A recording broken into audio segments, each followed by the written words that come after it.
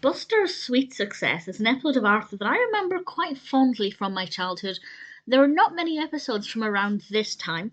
This is the second segment of the second episode of the 6th season, and there are not many episodes over the last few seasons that I remembered quite distinctly from my childhood. But actually, this one I did. I remember it quite well.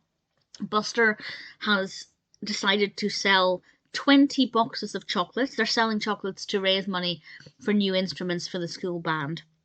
And Muffy takes on 20 because she knows her father will buy 20. So Buster thinks, well, I know chocolate very well. I will take 20 boxes as well.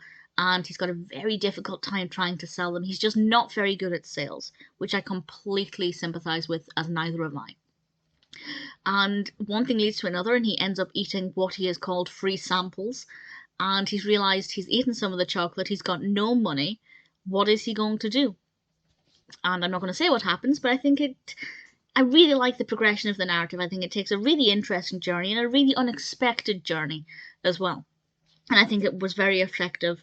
Look out for Buster's clusters. I thought what happened with those was a really brilliant idea, and it worked really well. It's not a situation I've ever been in.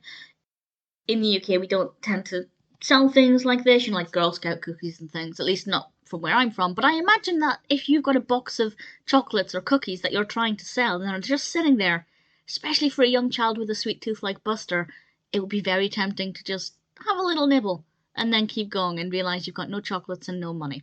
It's a really interesting narrative. As I said, I really remembered it very well, so that's obviously a good thing. It's stuck in my mind. Definitely got a really strong message about how not to approach these situations. But it's also got a nice message about trying to problem solve and resolve these various issues that come up. Definitely one that I remembered well, and I still really enjoy it today. Buster's Sweet Success is an absolute delight.